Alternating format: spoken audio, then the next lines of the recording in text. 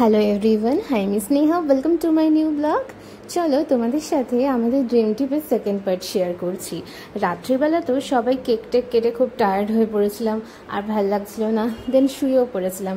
কায়রাও কিন্তু শুয়ে পড়েছিল তাড়াতাড়ি। তারপরে সকালবেলা আমরা তাড়াতাড়ি উঠে কাশফুলের এই সৌন্দর্যটা দেখতে দেখতে আমাদের জার্নিটাকে এনজয় করছিলাম। আর শুধু জায়গায় আমি দেখছিলাম তা নয়, কিন্তু আমাদের যে ছোট্ট কায়রু আছে, কায়রু কিন্তু ঠিক জানলার পাশে বসে বসে এই কাশফুলের সৌন্দর্যটাকে খুব এনজয় করছিল আর দাঁড়িয়ে পড়ে দেখছিল, দেখো। আর তারপরে তো ফোনে মাঝে সাঝে নেট আসছিল, তখন আমরা একটু সবাই ফোন নিয়ে একটু দেখছিলাম। আমি তো শুয়েই রয়েছি, সারাক্ষণে ল্যাট খাচ্ছি, এরকম একটা ব্যাপার। আর ও কিন্তু জানলার পাশে দাঁড়িয়ে সেই কাশফুলের সৌন্দর্যটাকে বেশ সুন্দর করে দেখছে, আর ভালোও লাগছে ওর। দুবার আমি ডাকলাম, ও কিন্তু বললো যে আমি এখন দাঁড়িয়ে বাইরের দৃশ্যটা দেখবো। আচ্ছা ঠিক আছে, দেখো তাহলে। তারপরে আমি নিজের একটু কিছু ভিডিও, সেলফি এগুলো তুলছিলাম।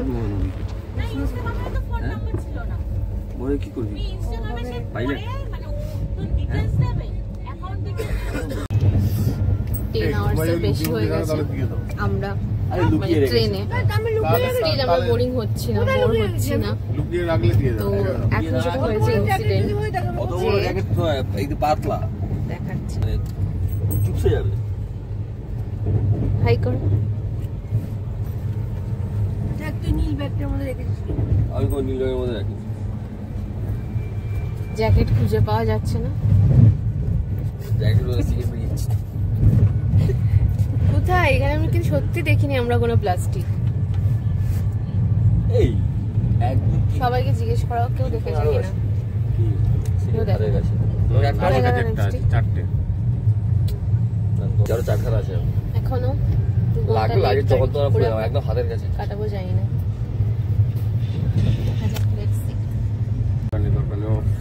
কি বাজছো তুমি চুলে? না না, আমাকে ডাইরেক্ট বলবে যে আমাকে ফোন করে, যদি আমি বলে দিই তাহলে। বানিয়েছো এগুলো সাপের মতো? সব অ্যালজোলাম নেওয়ার সময় তখন সাপের ডিম। আর এখন কি বানাচ্ছো চুলে?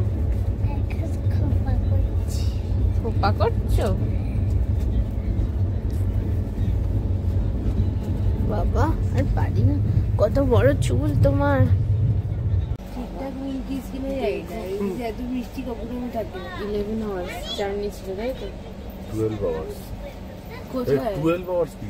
আরো বেশি, 29 আওয়ার্স হয়ে গেছে। হ্যাঁ, পর অ্যাট লিস্ট আমরা নামবো দিল্লিতে। ও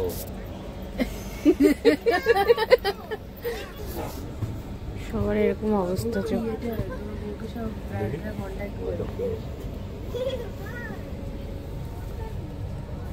243 অ্যান্ড আমরা এখন আসলাম হচ্ছে দিল্লি এয়ারপোর্টে।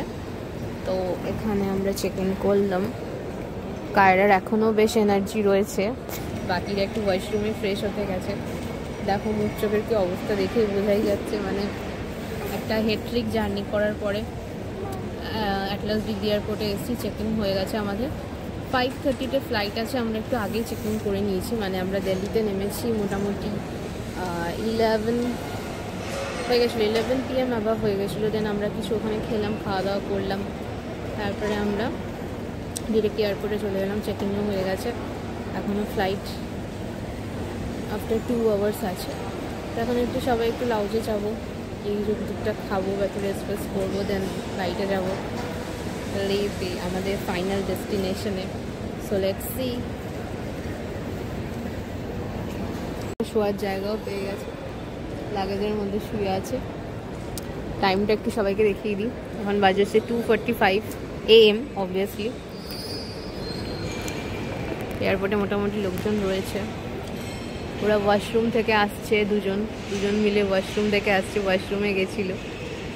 ঠিক আছে, একটু এখানে রেস্ট ফেস্ট করবো বললামই, তারপরে আমাদের ফ্লাইট আছে আবার।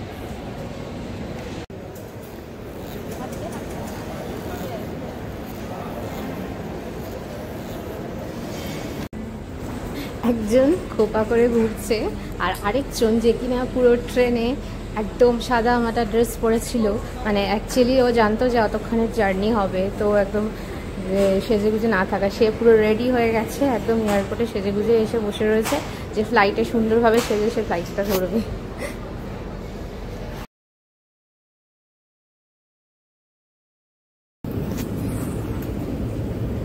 চলো আমরা এখন ফ্লাইট,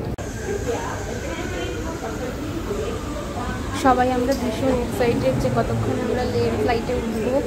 আর মানে একটা হয় না যে লে থেকে প্লেন থেকে আর কি পাহাড়টার খুব সুন্দর ভিউ দেখা যায়, আমরা সবাই সেটা নিয়ে ডিসকাস করছিলাম। দেন আমরা এখন যাচ্ছি আমাদের ফ্লাইটের উদ্দেশ্যে। তো এবার পুরো দেখো কত সুন্দর একটা সাজানো গোছানো এয়ারপোর্ট, যেখানে আমরা কিনা ওয়েট করছি যে কখন লের ফ্লাইটটা আসবে, কারোর আর ওয়েট মানে।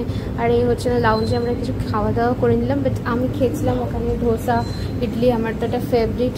তো সকালে 4টের সময় এইসবই খেয়েছিলাম, যেটার মোস্ট প্রবাবলি ভিডিওটা আমি করতে ভুলে গেছিলাম। আর এর জন্য কিন্তু একদম বেশ ভালো সার্ভিস দিচ্ছে, এখনও তার সার্ভিস ডাউন হয়নি। টাচুড। চলো আমরা চলে যাই আমাদের ফ্লাইটের উদ্দেশ্যে। টাটা।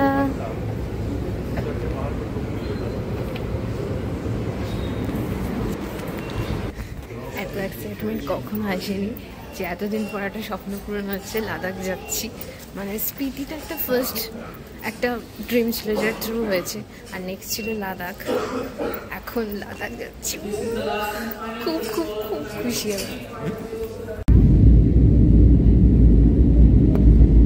ফ্লাইট থেকে বাইরের দৃশ্যটা কতই না সুন্দর লাগছে, মনে হচ্ছে না যে এটা আমাদের কলকাতার পুজোর দিন, না এটা কিন্তু দিল্লি এয়ারপোর্টে। মানে দিল্লিতেও কিন্তু কত সুন্দর সুন্দর পুজো হয়, চারিদিক পুরো আলোয় আলোকিত, এত সুন্দর লাগছিল দেখতে।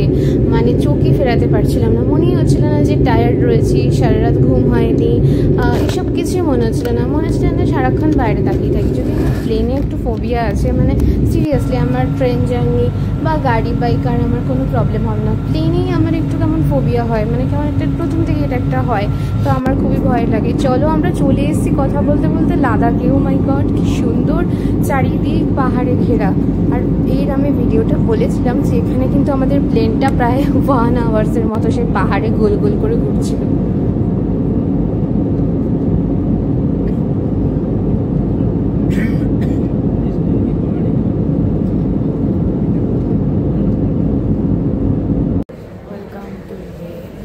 চলো আমরা চলে এসেছি লে এয়ারপোর্টে। মানে কি বলবো, লে এয়ারপোর্টে নেমে জাস্ট বিশাল ঠান্ডা লাগছিল। জ্যাকেটগুলো সব সামনে ছিল, সবাই মিলে জ্যাকেট ফ্যাকেট পরে নিলাম। মুখ চোখের কি অবস্থা দেখতেই পাচ্ছ, একদম ওয়েদার চেঞ্জ হওয়ার সাথে সাথে মুখে র্যাশেস উঠেই গেছে। আর এই যে ইনি যে এখানে এসে তার জেদ দেখানো শুরু করেছে, সারা রাত ঘুমায়নি, সেই জন্য বেচারা খুব টায়ার্ডও হয়ে গেছিলো।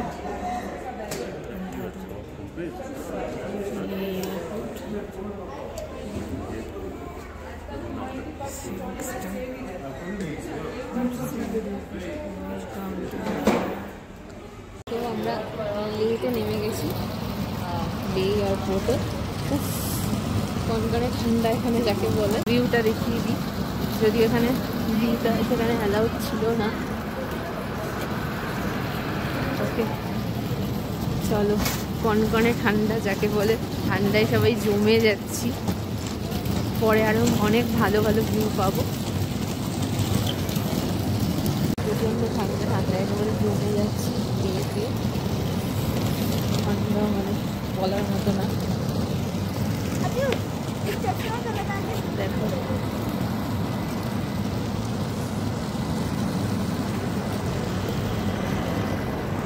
ওয়েলকাম টু লে।